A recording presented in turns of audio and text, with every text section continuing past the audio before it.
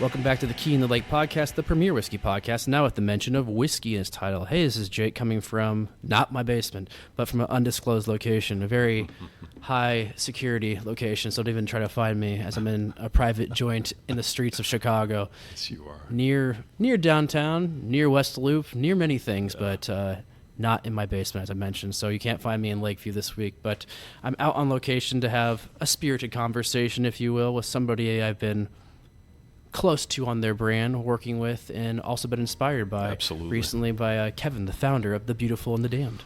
Appreciate that, Jake. Yeah. Always one to not miss out on a good conversation, so very pleased to be here. Yeah, thanks for having me, hosting me in a way, but also whatever this would be called, conceding to your first podcast. I had to. It was been asked a few times. Makes perfect sense. I do love to have good conversations, and have appreciated everything that you have done so far for the brand. Very good photographer, obviously, and photographer. I would disagree with you there, but appreciate that. And so I felt like Key in the Lake was the right first podcast, and truth be told, listening to Key in the Lake since I've started this business has provided me with much needed therapy at times. You aren't the only person. That's exactly right. I guess I could add you to our group chat since you are a founder of a brand. I can relate to so many things that come up on that podcast. I hope it's not too in the weeds of us people in the industry and people that are on the outside. The drinkers and the enthusiasts can also relate to it. I think so. Yeah, I absolutely think so. And, we're going to be talking about some interesting subjects today. And how many people have thought in their minds, I want to start a whiskey brand, right? The ins and outs of that are much greater than that individual thought, that is for sure. And the contents of which we put in their glass might help inspire those conversations too. Yeah. Yeah, exactly right. Yeah, we first met through Key in the Lake when you launched the brand. What was that? Late fall of 2023? That would have been very late fall of 2023. Yeah. At Suburban? Yeah, at Suburban in Wheaton. I had you to a little influencer dinner/event that we threw on. Had a hell of a lot of fun, that is for sure. Got to meet a lot of people. Got a lot of feedback, which was the most important thing, I think, to me at that time. And it was all very positive. And up until that point, too, because, with a brand, what are you doing? You're blending to your own palate. Right, I've been drinking since, and I like to make the joke, I've been drinking since I was 3 years old, right? My father, and it was actually probably 2. My father would give me, Jack Daniels, and sometimes he'd put honey in it. Most of the time now. Ahead of his time. Ahead of his time. Whenever I'd have a sore throat or a toothache or whatever it may be, it was Jack Daniels. And he drank Jack Daniels for quite some time. And when he passed, actually, I was looking through his liquor cabinet and I found a Jack Daniels 100th anniversary decanter that I still have. Wow. Which was pretty darn cool. But, that's very cool. Yeah. So, I've been drinking since I was very young. And, you start a brand like this, you have, barrels that I would call it collecting. We'll talk about, the commerce of this business. But really the way I look at this is more art, than commerce. But commerce is very important. So we will spend some time on that. It's good to make money, yeah.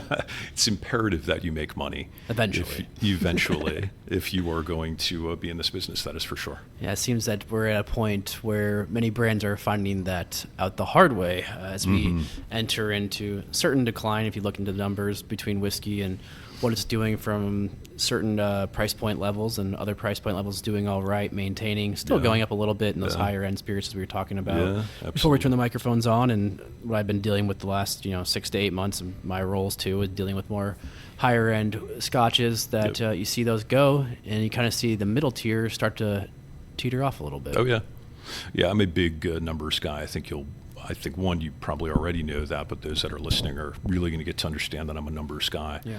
And, if you look into the numbers, Wine and Spirits Wholesalers of America, so SipSource just came out. This is a big one that distributors will follow, et cetera. If you look at depletions, spirits are down last year 3.7%. Wine is down 7.2%, by the way. I think that's a tragedy. Yeah. I love wine. I did see that too. I love wine.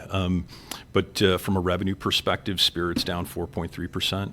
whiskey itself down just over 5%.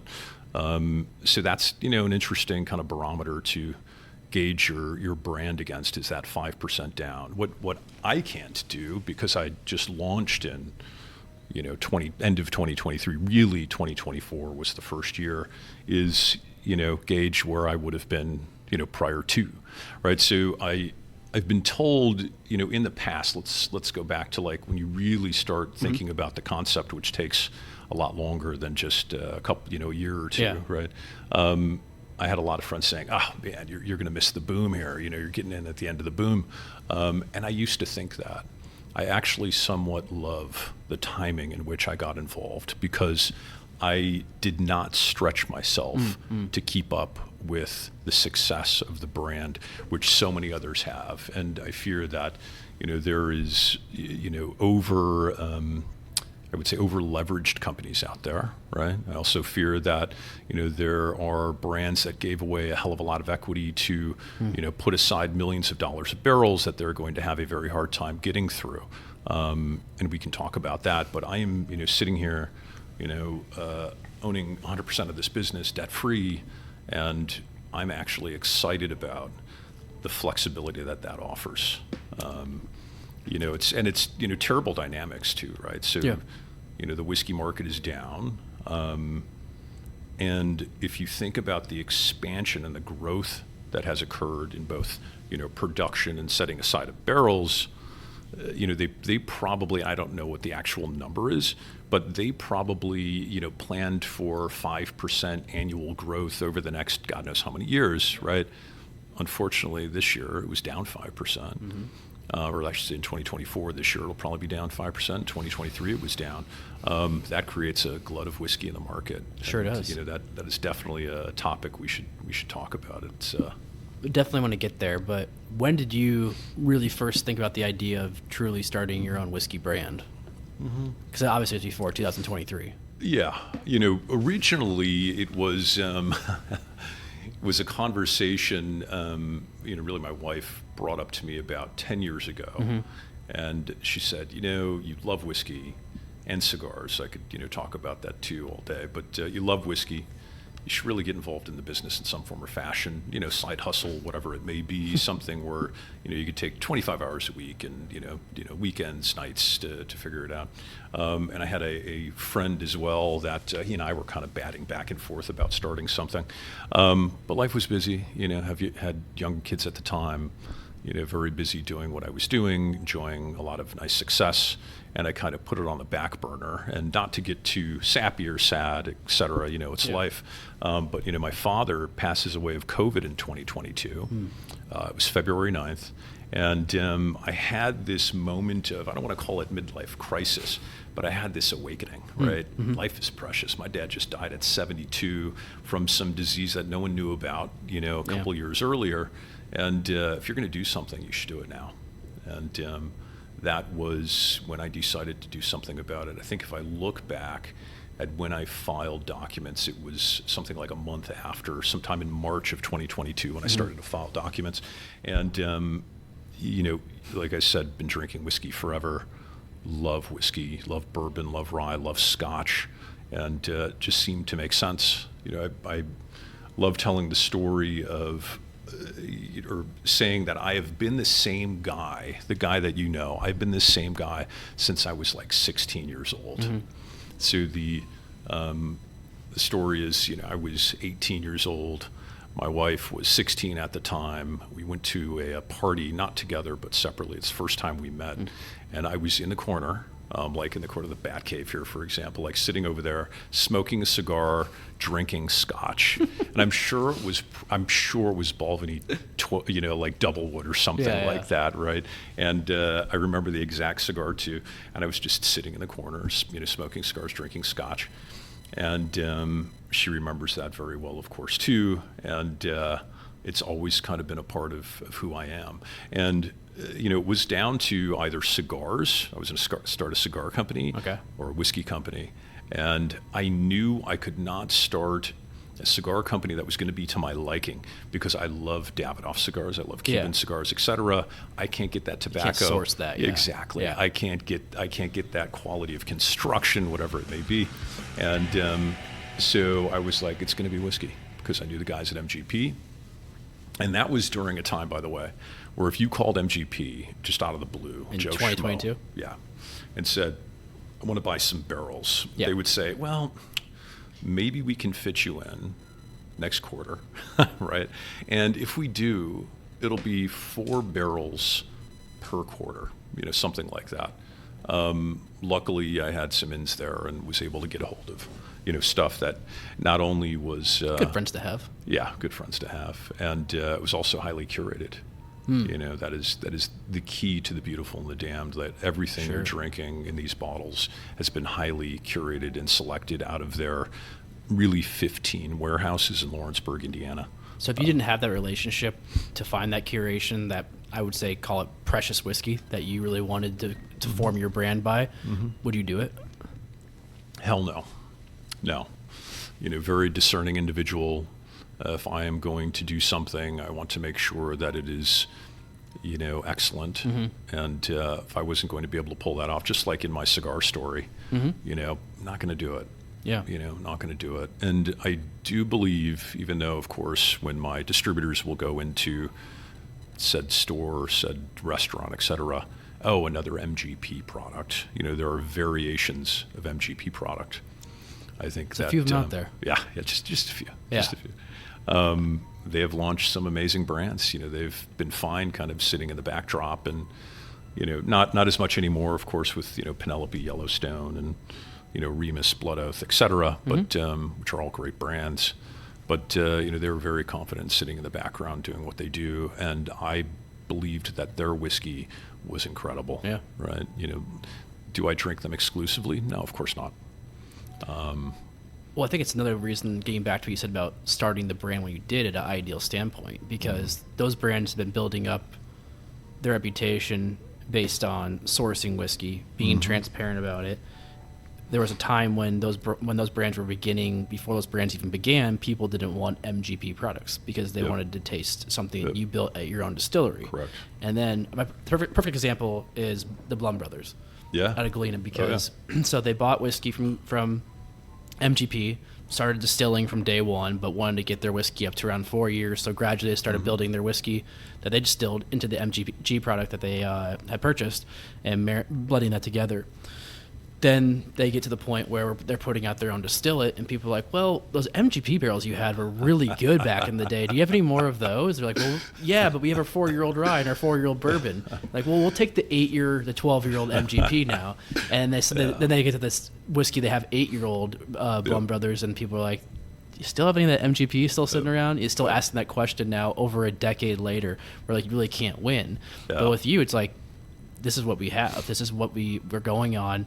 And as we talked about, there's now a gluttony, a stock of barrels at MGP where you aren't calling and asking to get a meeting and saying, we'll talk to you in 3 to 4 months, maybe next year, saying, what can we do for you now? So it's kind of a nice little time where you have the opportunity to select what you want, to build what you want. Oh, yeah. The vision in your head. Yeah, absolutely right.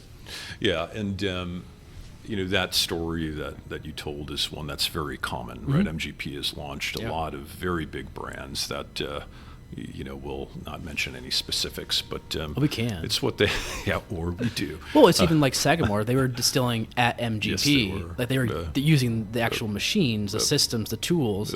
But since they're saying like we're doing it at MGP, everyone's assumed, you're buying stock rye from MGP. It's like, no, actually, we're actually distilling at our own mash bill, distilling at our own cuts and everything when it comes to fermentation and mashing. It's all their own. Yeah. It was just that we're sourcing the machines versus sourcing the whiskey. Yeah, and the sourced word is.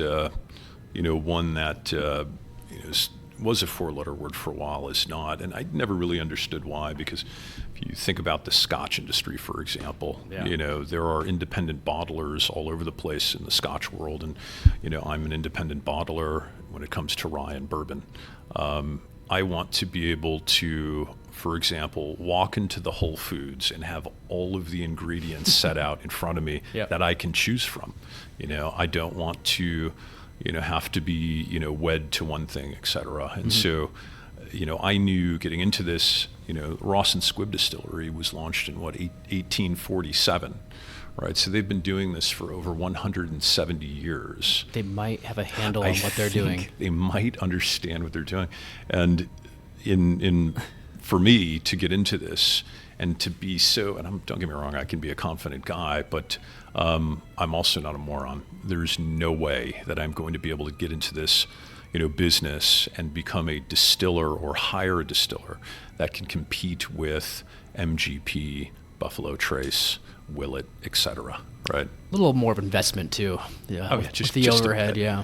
Yeah, I talked about not having any debt, owning 100% of the business. That would not be the case. That is for sure. And now would be the absolute awful time, to get involved in that. Right? Yeah, I was just talking to a retailer about a local-ish farm distillery. I can't remember the name of the brand in the town. I think it's in Rochelle maybe or something like that. But they had built this. Yeah. It starts with an F, I think. The distillery. I know exactly what you're talking about. I can't think of the name. I apologize. It's about an hour and a half west of here. Yeah, and they make 5-6-year-old whiskey. Yeah. It's pretty good. Yep. And I think it seems like the story from what I've heard is that the family started it. They thought that kind of everybody be more involved, and maybe not the case. And I think they're selling now or something along those lines. And they were originally listed for $19.5 million. I believe they're down to under $10 million now. Wow. And unfortunately, this business is not a beverage business of sorts, in that it's not about this brown liquid. That's just one component of it. Unfortunately, this is a marketing business. Yep. All of us, I'm not just talking about the beautiful and the damned. I'm talking about the entire whiskey business. It is a marketing business, right? What story can I tell you that will make you want to pick up a bottle of my whiskey, et cetera, right? This affordable luxury that we can all partake in. And that's what it is at the end of the day. And so, you have the art side of this world getting into the whiskey business, and they don't understand the commerce side. And that's where I think things fall apart. Yeah. I really do. That's where I navigate from the edges, where I've always tried to stay true to what I love about the passion that brought me into whiskey, which was the education, that storytelling element of it. I try to stay in the marketing part of it as a brand ambassador as much as possible without completely converting to the commercial side as a salesperson. And you just kind of keep pushed in, and I'll get really close to the fire and starting to feel like that hot tingle in my hands, and you're like, this is uncomfortable, and I gotta bounce back now to that marketing side, because to stay true to there's people that can deal with, like yourself, with the numbers much better than I can, and also with the sales part of it, and understanding that back scope of the industry so much more about, okay, like what are we setting our pricing at? How are we talking to our distributor about where we're going into? All the different states you're going into, the different regulations and laws, things I know, but don't necessarily completely understand how to implement that as a business part of it, where it's like, okay, there is room, maybe not as many numbers you need as the marketing people, the storytelling people, but there's still a place for it. So I'm glad there's people like you that can operate from both sides and intertwine that. Well, I guess if it's your own business, you're more motivated to do it too. That's absolutely true. Yeah. And there's of course people that help along the way, right? Despite ownership being where it is, there's people that help, and on the distribution side, for example, which we could talk about that too. But it's always the same topic of conversation. How do you get the attention of your distributor away from other brands who are also trying to get the attention of your distributor away from you? Every day, I won't say what brand I worked for at the time or which distillery, but I had a brand manager tell me after I had left the company, actually after the company left, the distributor, ran into him at a bar, and he was, the brand manager takes care of anywhere between 15 to 100 brands, depending on the size of the distributor you're at. And he was talking to me and another person in the industry that also had him as a brand manager and left their company. And he's like, blah, blah, blah, this and that. But at the end of the day, guys, like, I couldn't do anything for you guys. You know that. And we're like, no, actually, I didn't know that at the time. Wouldn't have wasted so much time and effort with you to try to move our brand through the city and the state if that was the case. Like, I know that from like in my heart, but I don't want to believe it in my mind and everything like that. Whereas, like, I know you're giving more attention to the brands that have more. I don't know. It's more profitable, I guess, at the end of the day. More margin. But once you hear more it from the actual incentives. person that's running your brand at the distributor, you're like, well, that hurts. Yeah. The truth does hurt. It's a, dare I say, it's a dumb off. Yeah. Right. Right. It's a dumb off between brands. Who can give away the most margin to get the attention? Who can who can have the best incentives to get the most attention? For sure. Who's going to sign a contract to make sure that you're a contracted client so that they care about your brand, et cetera? All of these things need to be thought about. Now, let me say this though: without our distributors, we are nothing. Sure. Right? Yeah. They have the boots on the ground. They are the face for your brand on the ground. Especially for you and your solo operation. Absolutely right. Absolutely right. Yep. And that's why we are very careful with who we partner with. Yeah. And we're also slow to growth. Being slow to growth, I think, is something that is really, it's very nice that I can say afford to do that and afford the time to do that. It's also the smart decision. Yeah, without a doubt. If you don't know everything about the business, it's very important to take your time. And I like to talk about what's called the beginner's mindset. Beginner's mindset to me is very important in life. It's if you know everything about a particular subject, right, that's wonderful, and that's really going to help you in certain ways. But if you're staring at that chessboard, knowing all of the potential next moves that can be made, you're going to take forever to make that first move on the chessboard. With the beginner's mindset, right, you look at that and you say, you know what, I feel good about this. Yeah. Ignorance is bliss sometimes. There it is. It absolutely can be. And so you'll actually see me in this business. If a certain article comes across, I'll say, I don't want that to cloud my beginner's mind. Yeah. Right? Because I want to trust what I already know. I want to, especially on the creative side, I do not want information and business, et cetera, clouding my, the art side of my brain, which, comes up with the labels that you see here, comes up with the names and all the stories behind the names, et cetera, which they all have stories. Yeah. They all have different artists that worked on them, and it was intentional. Everything about all 5 of these expressions was intentional. Everything about the expressions that I will have coming out later this year, intentional, and it really requires a beginner's mindset.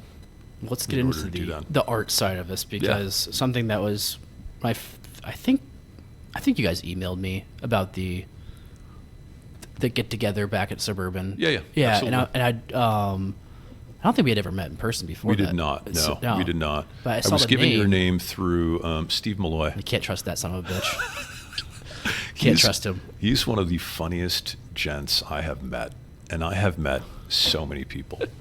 He's one of the good ones. Hilarious. Yeah. Just, at least for now. We'll for now. Don't want to judge him every day. Let's judge him every day and see if we continue to want to give him too much praise on one podcast. But we'll get back to that later. But when you first emailed me, I saw the name, which attracted me right away because I was like, oh, we have similar taste in writers. Yeah, I love that. And was like, okay, I'll go check this out. I had been to Suburban maybe once before that, so I'm like, all right, cool. We got whiskey, somebody who has a deep knowledge of literature, obviously, and a cool place to hang out at. Yeah. That's a trifecta right there. Check. Yeah, so let's go out and see that. Even though I had a wife who was like due within a month, maybe less than that. I was flattered that you showed up. I remember she had I had to leave a little bit early because she's like, "Can you come home just just in case?" But no, and from there it was like, okay, I want to see what this is all about. So where did the name, the artwork all come into play with this brand? So the name is, fairly easy story, right? First off, you don't really think about what something is going to look like on a cocktail menu in a restaurant and/or on the That's urban. all I think about. You don't think about what the name is going to look like on the list. Yeah. But we certainly didn't make people's lives Key in the Lake easy. is not a great name for a whiskey podcast. I need to ask you why. We'll come back to that. Yeah, we'll come back to that, or even after this. But I learned a lot about my relationship with booze by reading F. Scott Fitzgerald novels. alcohol is always in people's hands. It is causing fights. It is causing people to fall in love. It is causing car crashes. It's causing all sorts of things, wild parties, etc. I Subject learned matter to one of the greatest novels written of all time. Yeah, It's like without absolutely. that character's background of booze, do we have that Yep. character? Do Yep. we have that story? Yep. Yeah. And F. Scott Fitzgerald's second book was called The Beautiful and Damned. And I look at this as my second book. Yeah. And I also hated the thought of everything that was beautiful being damned, and so I added a "the" in there. And so I called it The Beautiful and the Damned. And turns out that it looks really cool on a whiskey label. And then the art of the whiskey label is something that I have been obsessed with for quite some time. Same. I absolutely love it. I think it is an art unto itself. Yep.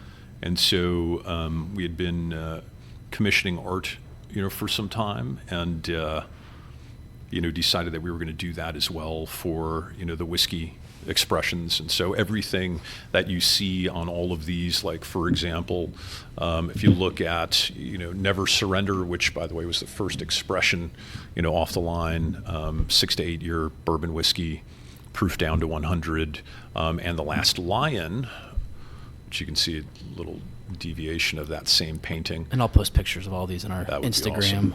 Yeah, the Last Line, of course, cast strength, 93 out of 100 point winner, San Francisco World Spirits Competition.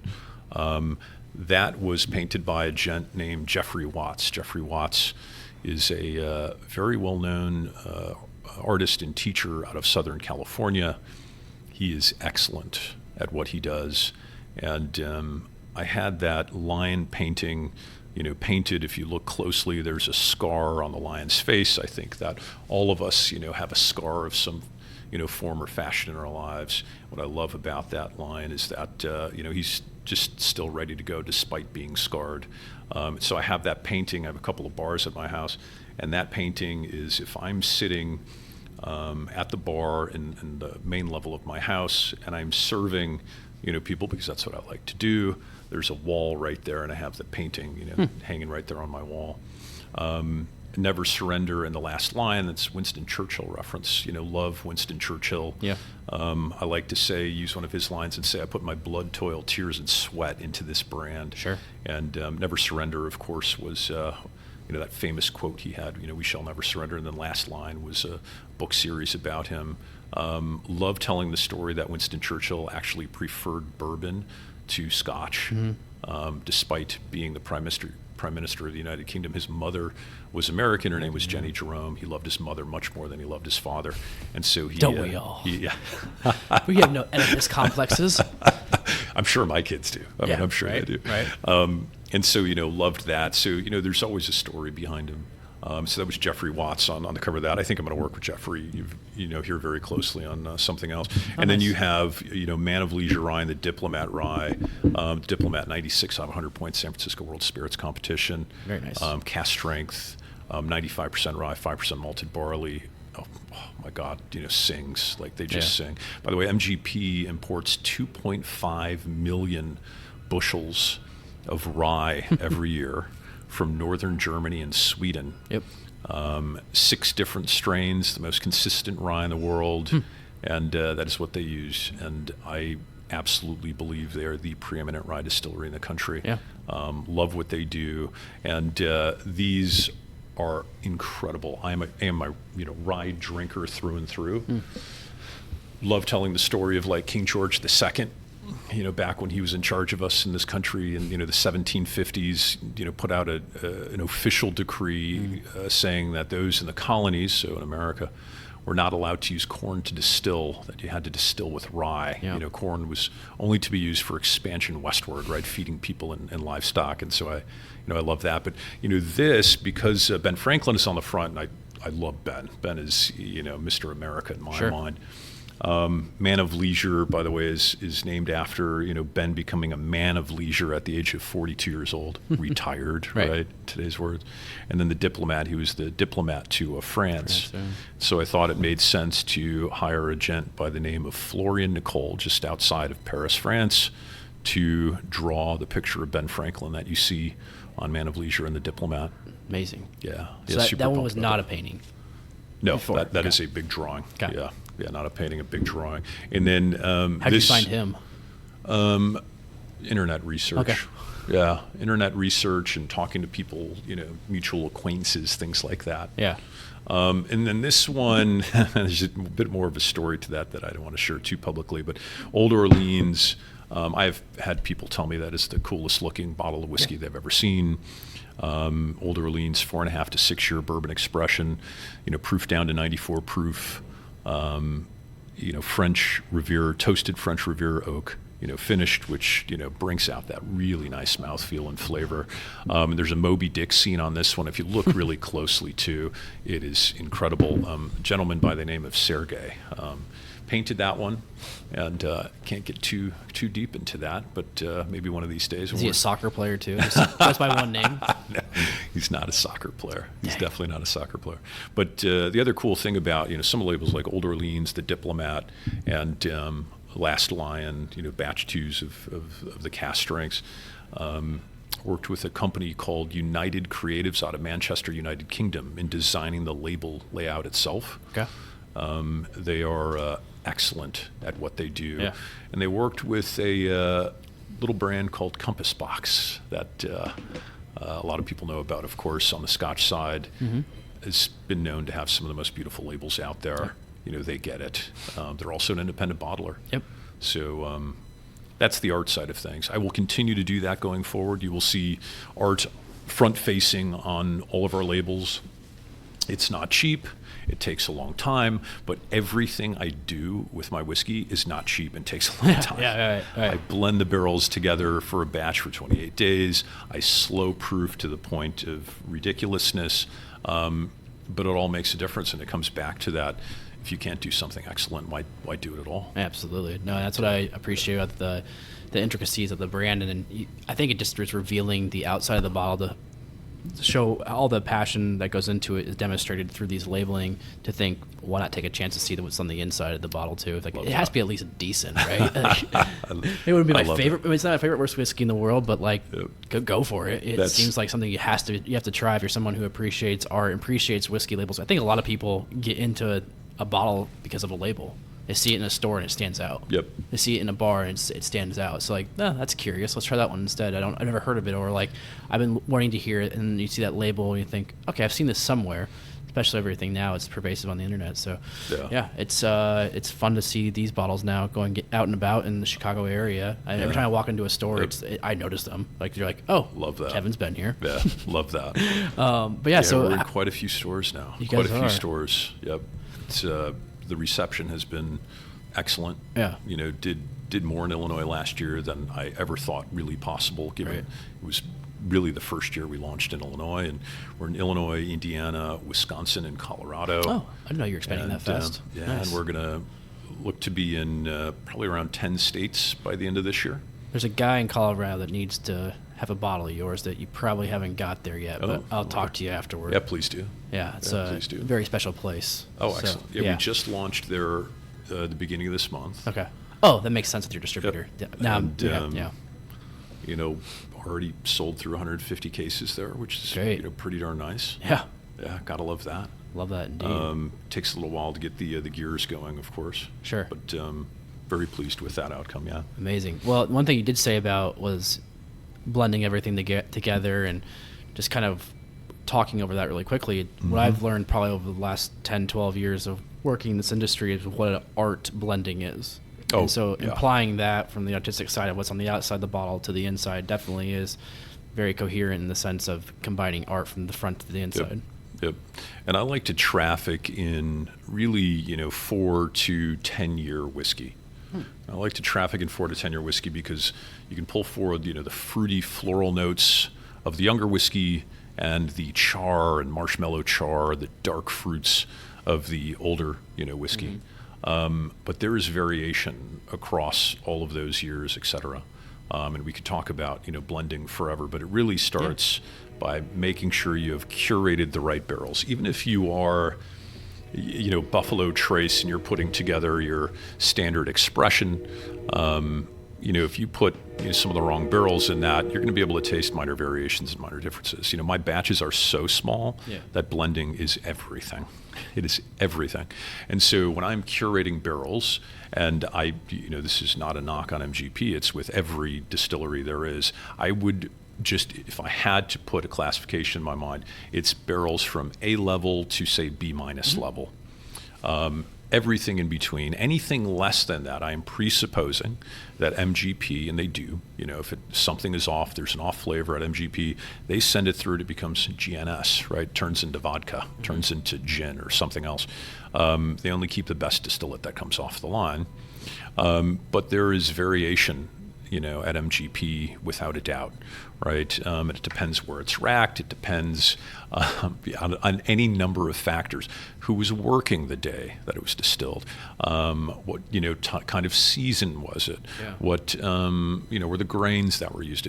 Could go on and on. And so, Greg Metz, their former master distiller, he talked on this podcast about a year or so ago, the importance of fermentation, where he would stop. He wouldn't go to the stills. Where if the fermentation wasn't right, temperatures were off for X amount of time. It's nope, this isn't going to be good. I just know it. Yeah. So he said it could be the wrong guy for 2 days running this part of the process. That's exactly right. Or somebody that doesn't care. Somebody that had a bad day. Somebody that whatever. Yeah. You talk about bourbon, fermentation. It's kind of the range is 68 to 72 hours or whatever. Think about that, right? Mm-hmm. Think if you leave it in for 4 hours too long. By the way, rye ferments faster. Rye's a pain in the ass to make. Yep. But it ferments faster, so it kind of makes up for a little bit of the loss of throughput versus the mashing process of it all, and the cleaning of the stills afterward. Yeah, exactly. But I think anything could go wrong. Or think about this example. For example, Old Orleans. Old Orleans is depending on the store, let's call it $54.99. It's my most affordable expression. I didn't know it was that low. Yeah, $54.99. It's a really good value. You're like, shit, where can I get it?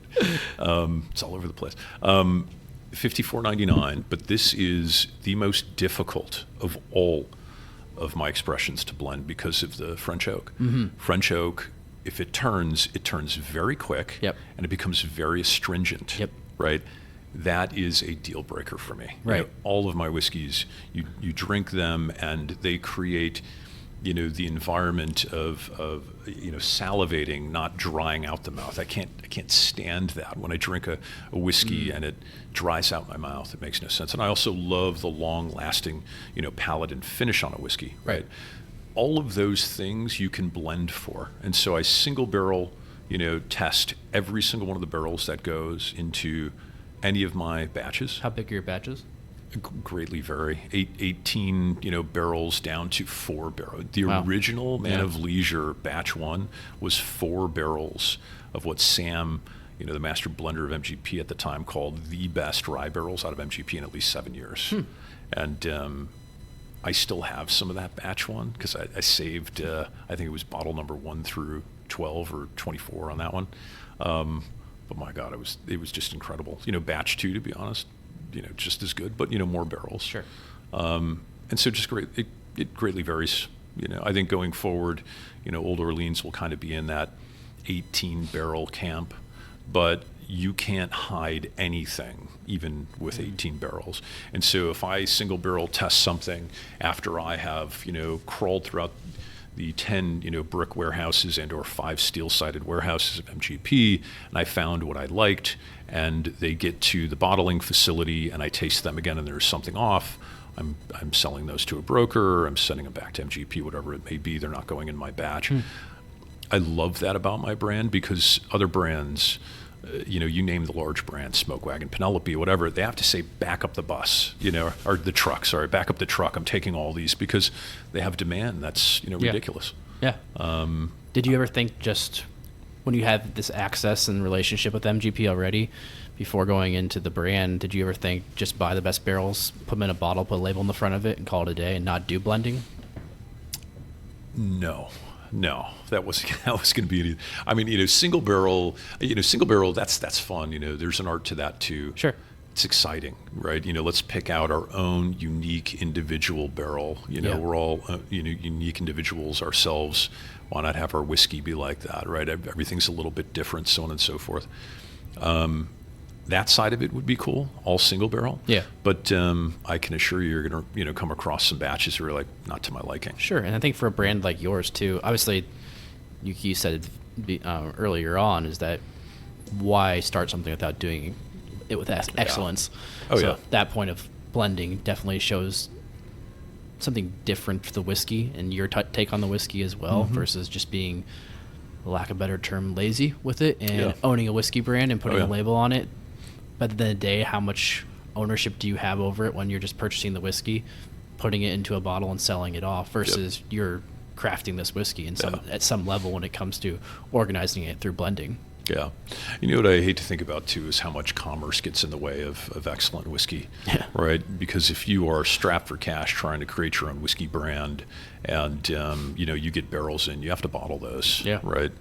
If you're not and you can afford to be discerning, you don't have to bottle those, right?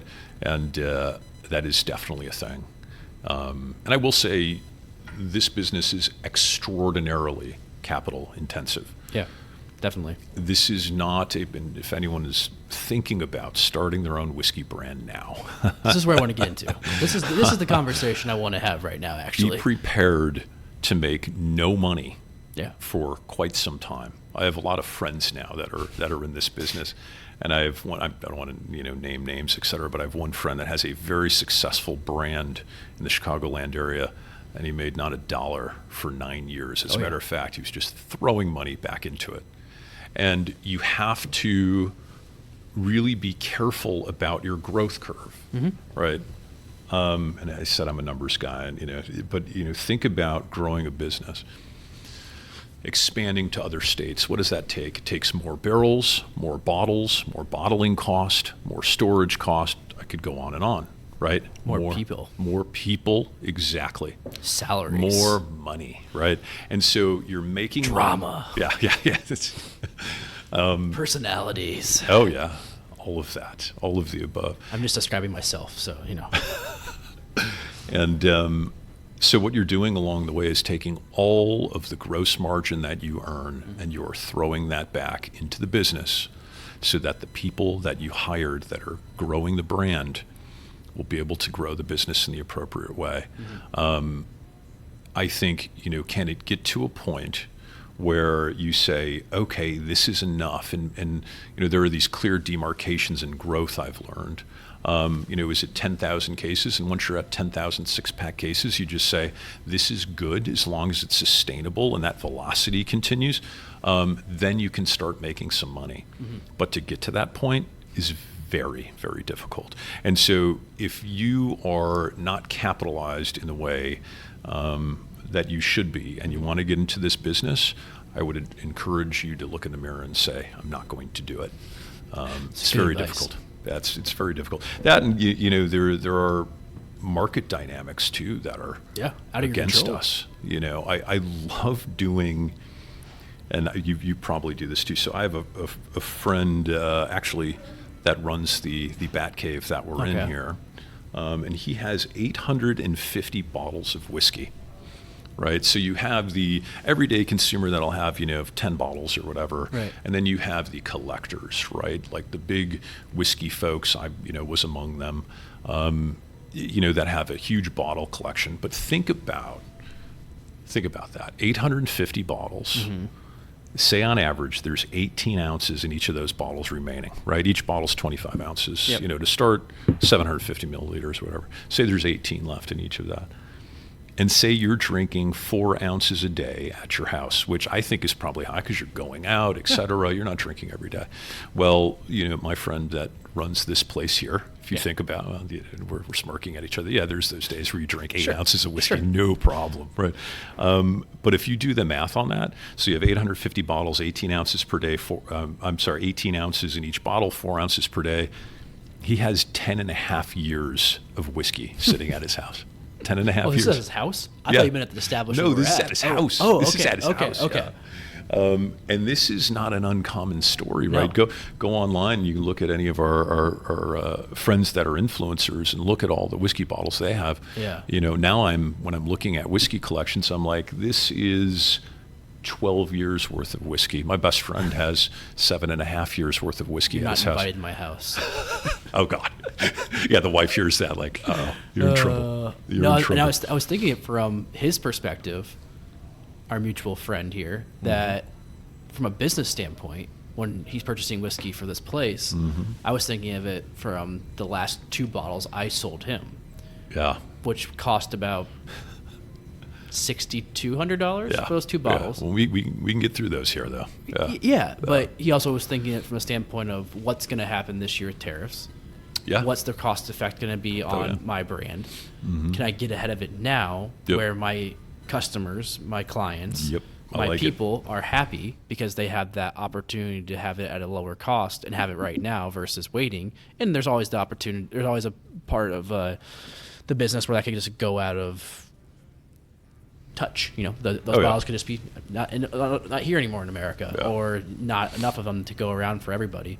So jumping in front of that as a from a business standpoint to make sure that your customers are happy, there's also that thought that comes into play when you're thinking it from a commercial standpoint of all of this. So it's just a lot to go into the mind of the buyers, and then also is that an affordable risk that we could take? Yeah. Oh, yeah. And I think there's a lot of... Here, yes, it is. Yeah. Here, yes. Sure. I'm sure there's a lot of restaurant groups thinking about tequila purchases, for example, scotch purchases.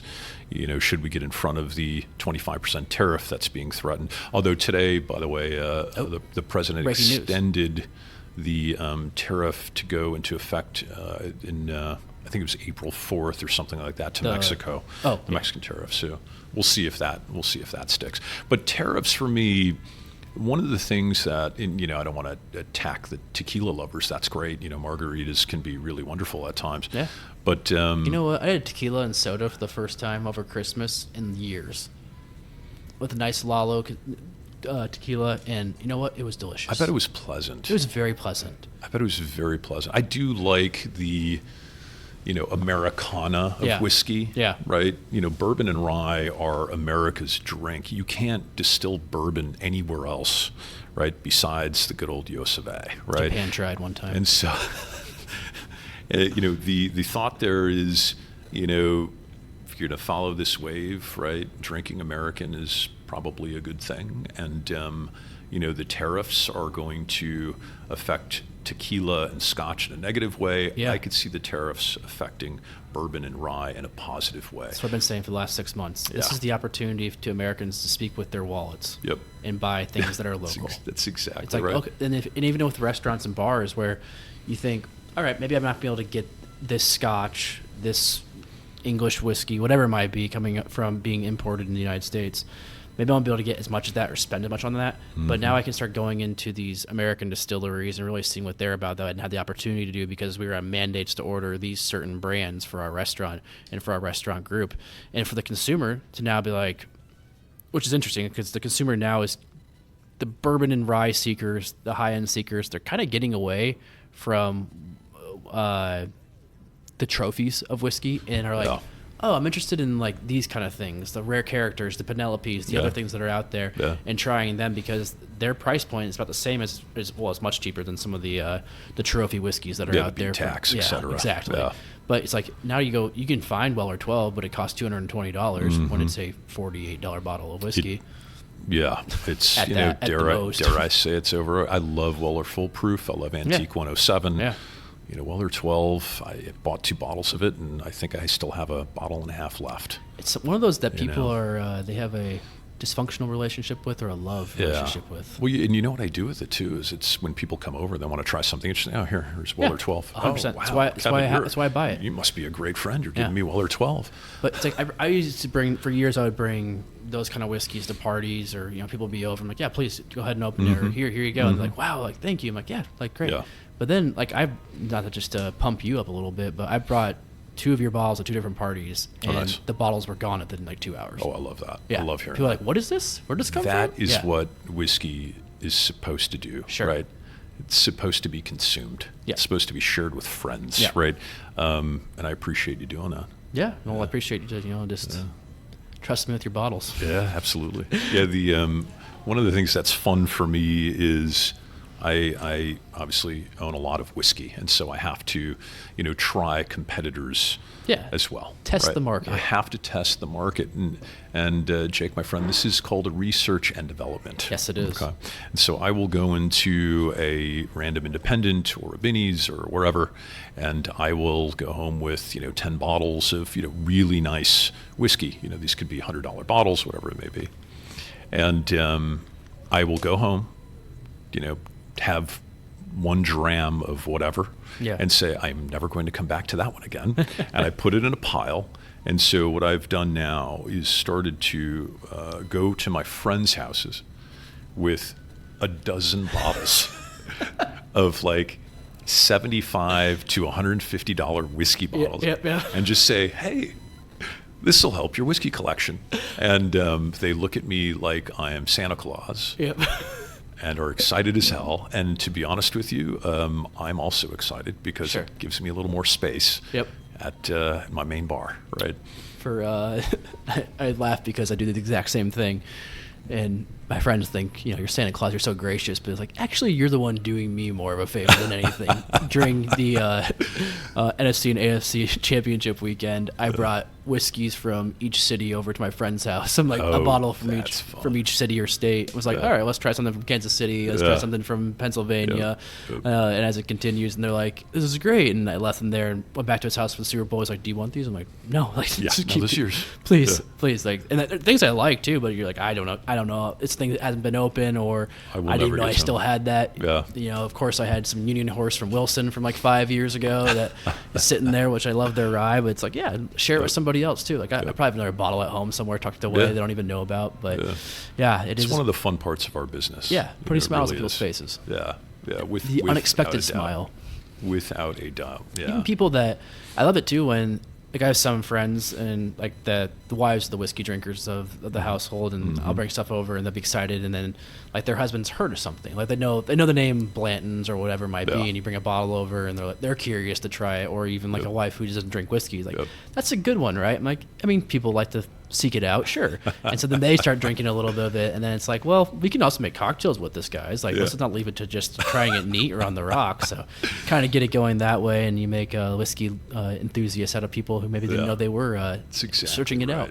That's why I don't hate the bottle searchers. I don't hate those that want to go out and look for Blanton's, because maybe they're going to expand, right? We all started somewhere. I hate the ones that don't go home with anything. I would agree with you on that. No, hate's a strong word. Be part of the category, right? It's a brilliant category. It's a hell of a lot of fun, to get involved in. But that said, I have a couple of bottles of Blanton's, and they're not on display. They're just in a cabinet, because I won't drink them. And I'll bring them out when other people come and they want to, do you have any Blanton's? Yeah, I have Blanton's. Here you go. But for me, you have to understand too, I own barrels that are extraordinarily special. I'll bring some of these out at my events, for example. Like I have 18-year bourbon from MGP. I have 17-year rye from MGP. And I think that's getting back to the whole single barrel conversation. That would be special for you to release a single barrel after you've established what you've done as a blender. To bring those things like that, those toys that people are probably going to be very surprised that you have. That would be a toy. I mean, I'm shocked right now hearing those numbers.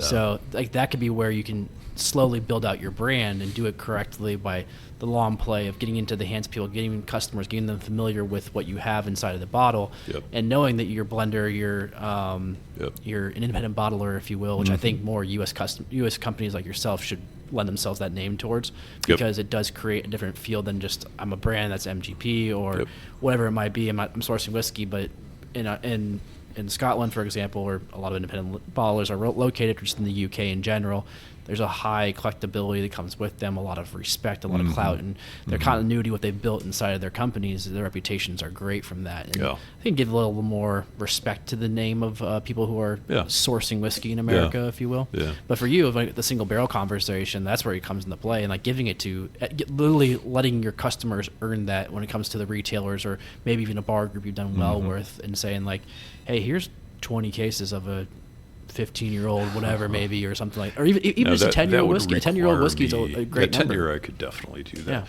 You know, the 18-year, for example, which, you know, I like to describe to people that, you know, if bourbon was invented around the time of Jesus, he would have had that as opposed to wine at the Last Supper, right? It is so incredible. Yeah. It is like the nectar of the gods. And I am very selfish with those barrels. Sure. I will bring them out to, if I know I'm going to go to an event and the event is going to be, I'd want to say lucrative for me in terms of dollar-wise, but lucrative in terms of getting the brand out, et cetera, I will bring, you know, like the 17-year rye out. I just, you know, donated a bottle of 15-and-a-half-year rye to a group raising money for Huntington's disease, for example, you know, things like that. But 10-year, I could see me, you know, kind of going down that path. Yeah.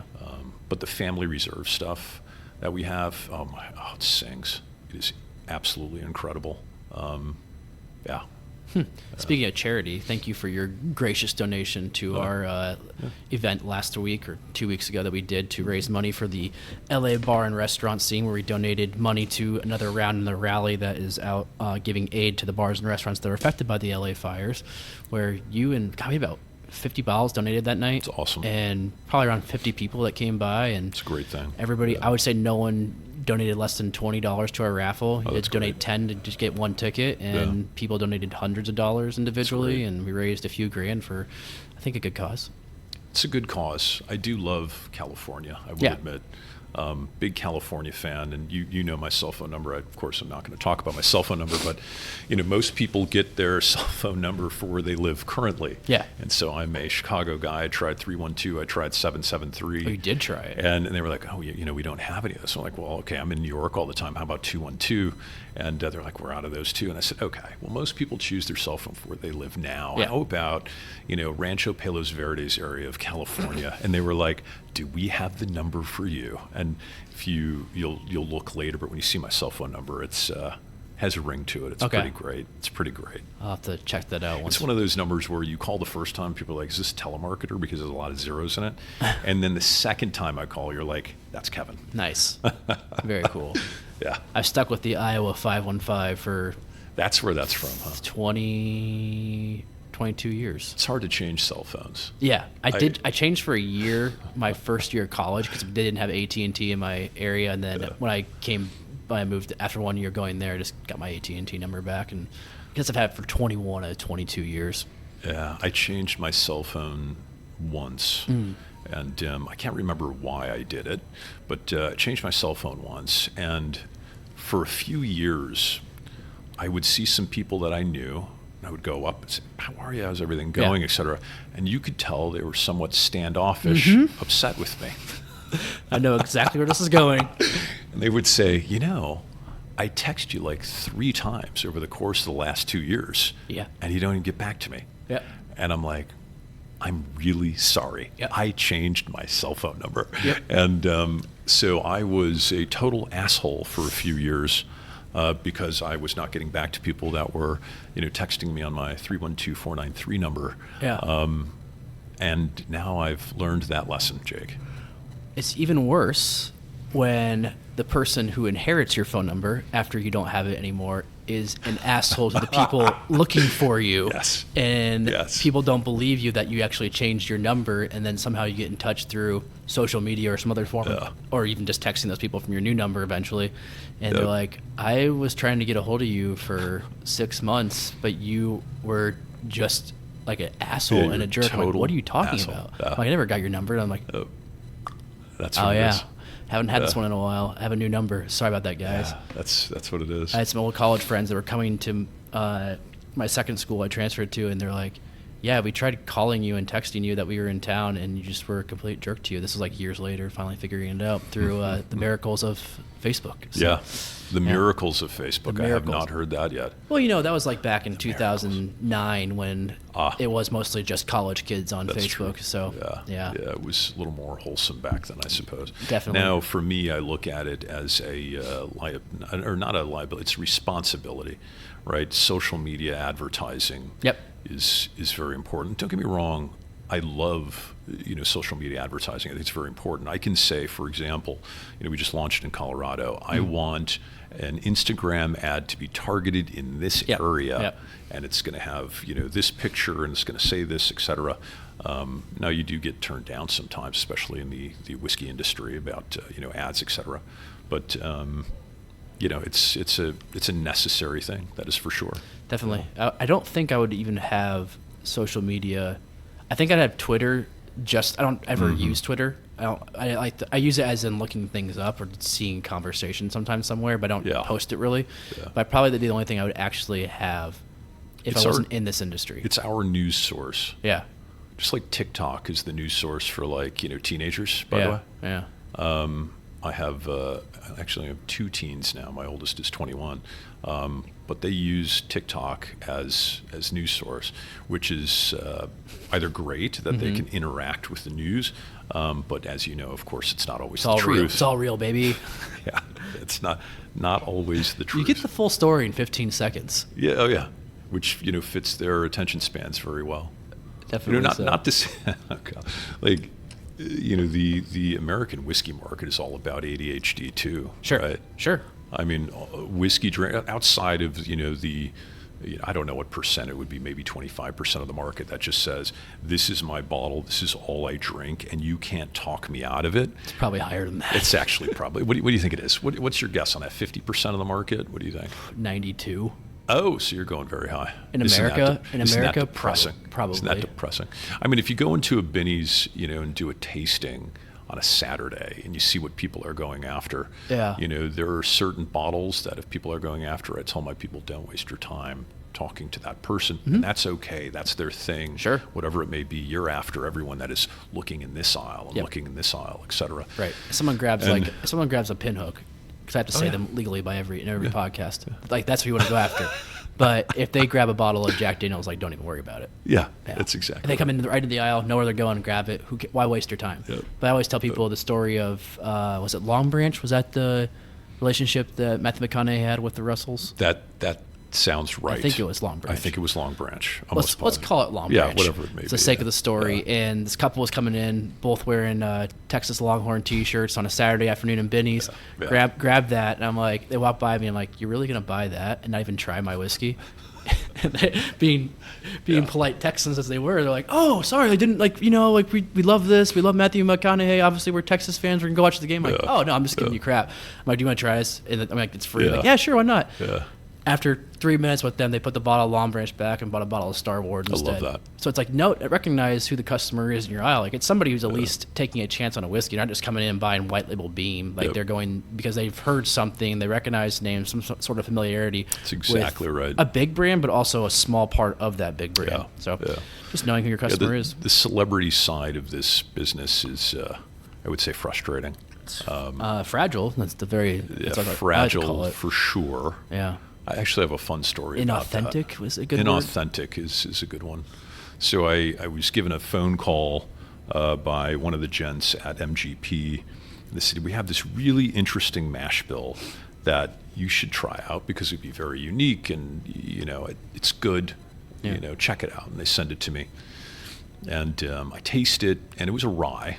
It's a 51% rye, 49% barley mash bill, and it just wasn't to my liking. And I do like unique and interesting things. This one just wasn't there. And talked to my guy at MGP, and he said, you have to make a decision on this now. You have to take this now. Otherwise, we have somebody lined up that is a massive celebrity that is going to take all of this, right? And I'm like, give it to the celebrity, whatever, that's fine. It turns out that celebrity was Beyonce. And that was the mash bill that is in her Sir Davis mash bill. I could have bought those barrels and turn them down. No. Not my thing. Don't get me wrong, it's fine. Yeah. I don't want to get. There's a lot of blending that went in there too. So. Yeah. And so I thought that that was interesting. But I will say though, maybe what we need, Jake, is more. There are actually birds. I keep hearing birds. I was like, okay, there is birds. Yeah, out there there. are Okay, birds. sorry. Yeah, and by the way, it's My ADD was kicking in. Well, I have that. Well, you're the perfect whiskey drinker, right? Sure. The ADHD, which causes you to try this, Yes. right? But then keeping that ADHD on this, right? These bottles here, that's what's difficult. There we go. Right, that is the constant game that we're playing, and again, maybe the celebrities can help us get through this glut of whiskey, that's in the market. Potentially. Do you think so? Who Do you think that would knows? help? I don't know, but it is a real, and I studied economics at the University of Chicago, so I love to nerd out on economics, and I love to think about any random market dynamic, and this is an interesting market dynamic that we're going through. That we'll have to, figure out. It's going to be very interesting to see what some of the big guys do, right? They're already starting to scale back production. You saw MGP last November, said we're going to scale back production. Brown-Forman. Brown-Forman's the biggie, right? Turning down their distillery, laying off 700 people. Yep. And basically what they're saying, without saying it in between the lines, was like, oh, we're going to probably buy the MGP stock. That's very cheap right now. Oh, God, we could talk about barrel prices. Barrel prices are 50% of what they were 2 years ago. Really? For the same year, same mash bill, et cetera. Wow. 50%. What this is going to mean is savings passed along to consumer eventually. It has to happen, right? And the market dynamic of all the private equity firms that bought all of those barrels of whiskey over the years as investment. Into 401ks. Yeah. Oh, yeah. They're going to have to eventually just close their eyes and hit the bid on some of these, barrels that are out there where they're going to, deliver 50% or less what they said they were going to, et cetera. But if you think about, right, so let's take the same logic that I did with like our friend here that runs this place and 850 bottles on his shelf. Let's talk about all of the barrels in this industry currently that are aging, right? So you have 14.3 million barrels aging in Kentucky, the highest that it's ever been. I looked at, so MGP had their release just today on 2024 outlook, and their warehousing revenue was up, and they were talking about their warehousing revenue. You and I both know what that means. People are, storing their barrels longer because they can't sell it to end consumer, so on and so forth. That's why their revenue is up. But their revenue from that was something like $33 million, and it's about $3 a month to store barrels at MGP, storage and insurance. Per barrel? Yeah, per barrel. So let's say they have about 1 million barrels that are being stored there, right? And MGP is one of the biggies outside of Kentucky. Sure. But if you take 14.3 plus, at least 1 million barrels at MGP, let's just call it 16 million total barrels. 16 million total barrels. In America? In America, and it's probably more than that. But there's like the weird ones you just hear about the distillery. Oh, like, yeah. Oh yeah, we have like 100,000. Like what? Who are you? Where'd you come from? Random in Georgia or Yeah. Texas, whatever it may be. But let's say it's 16 million. Taking into account angel share, and let's say the average age of a barrel when it's bottled is 5 years, because you're going to have some 2-year that's bottled, you're going to have some 15-year that's bottled. Yeah. Let's just say the average is 5 years. At 90 proof, that's 287 bottles per barrel. That is 4.592 billion bottles of whiskey that are sitting in storage right now. 12-pack cases, because a lot of people think in terms of 9-liter cases, in terms of how much we sell per year. That's 382,612-pack cases. And we sold last year around 31 million 6-pack cases of American whiskey. Worldwide? 31 million, yes. And so of American whiskey. Yeah. Do the math on that, Jake. So you go 10 times more on that. Jake, we have there's not enough people. We have 12.3 years worth of whiskey sitting in storage right now.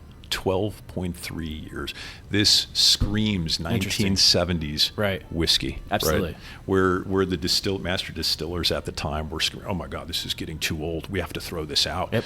This is over oaked. It tastes like crap, right? And the marketers are like, wait. No. Yeah. Scotch, older is better. American whiskey, older is better.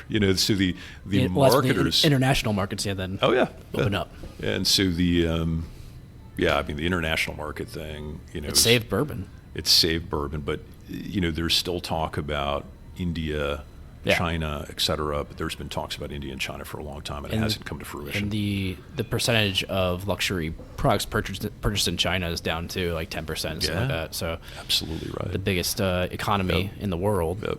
So we are sitting on 12.3 years of bourbon and rye and light whiskey, whatever. And growing. Yeah, and it's going to be growing. Oh yeah. So, for a person like yourself, who's already in a nimble company operating, is this advantageous for you? I'm extraordinarily excited about it. Right, when during the years where everyone was scrambling for barrels, they're signing forward purchase contracts. Yep. I was signing reservations. Reservations have no liability whatsoever to them. Yeah. And so I am able to renegotiate pricing on all of the barrels. That is huge. That I will tell you, there are some big brands out there. I don't want to name the brands. They have tens of thousands of barrels that they're sitting on where they paid $4,000 for a 4-year barrel. And that is going to be trouble. Yes. Right? That is going to be trouble. Also, they were purchasing those barrels during an inflated market where now you're in more of an honest market of what's happening, what's going to be real about what's the years to come with whiskey purchases, because from 2020 to basically 2023 into the even beginning year of that, people were going crazy in the off-premise, buying bottles. Bars and restaurants were barely open. They're just opening, then feeling the effects of COVID shutting them down for a year to a year and a half, to some places 2 years, where people were still going to their retailer. Prices were going down as well. More deals on brands because brands were trying to compete in that space. Like, we'll give a $5 rebate, we'll give a $10 rebate, this and that. But now we're kind of back to where it's steady before pre-pandemic, and seeing like the balance, if you will, between the purchasers and the off-premise. Yep. It gets back to what we were talking before is, would it have been fun if I started a whiskey business 10 years ago? Sure. But I don't know the situation that I would have been in. I might have owned millions of dollars of barrels at pricing that is 2+ times what I could buy them for now. I might have a huge facility that had debt on it, et cetera, that I can't service the debt. I could go on and on. 10 to 12 employees. Yep. And that's the worst part of it, right? Because in 2019, been like, hey, this is taking off. Oh yeah. Beginning of 2020, like, this is going well. Oh yeah. 3 months into 2020. Oh God. Yeah. How do I pay these people? That's exactly right. And we're seeing the effects of that right now with a lot of consolidation, brands closing their doors, brands being purchased out. A product like get that magical 25,000 cases, and somebody from the bigger companies comes and knocking. And you're like, I don't know if I can sustain this. Here you go. Here's my buyout. Here's on to the next thing. Yeah, and that's not a viable option that anyone should be banking on if they're thinking about getting into this business. No, it is not. And valuations are not, what they're, were, and or I should say, they're not going to be what they were. Right. Penelope got out at the absolute best time. The best time. I mean, don't get me wrong. It's not like they had the multiple of like. Our friends George Clooney and what's his name, Randy Gerber. I can't remember his first name. Yeah. Cindy Crawford's husband. Yeah, there you go. That's all we care that's about. That's how anyways. I know him. Yeah. And but they got like a 20 times revenue, buyout. Yeah. Probably deserved it, right? Sure. Given who they were, et cetera, and going to stick around with the brand. Penelope didn't get anything like that, but they got for two regular guys. It kind of did. Good buyout. Yeah, I think it's just a changing world. It really Absolutely is. It's a very interesting changing world. I like that. I hopefully can take advantage of it. Yeah. And I also love that the stock is going to be aging, and what that does for my ability to blend. And I like that it will allow me to launch a bottled and bond product and retail it for $44.99 soon, right?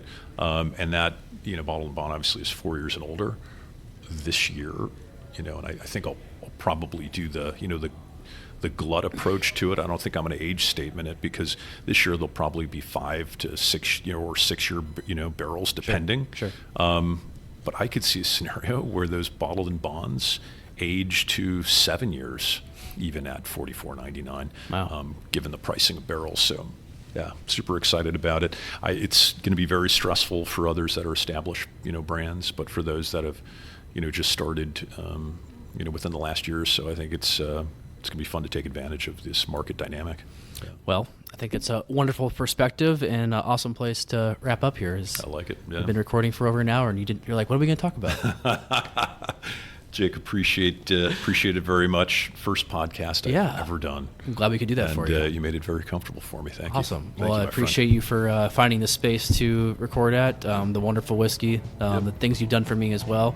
It's always great to earn good friendship out of the things we love in life. So that's exactly right. Glad we're sitting here right now enjoying this and enjoying the conversation. Perfect. Awesome. Thanks, buddy. Cheers, everybody.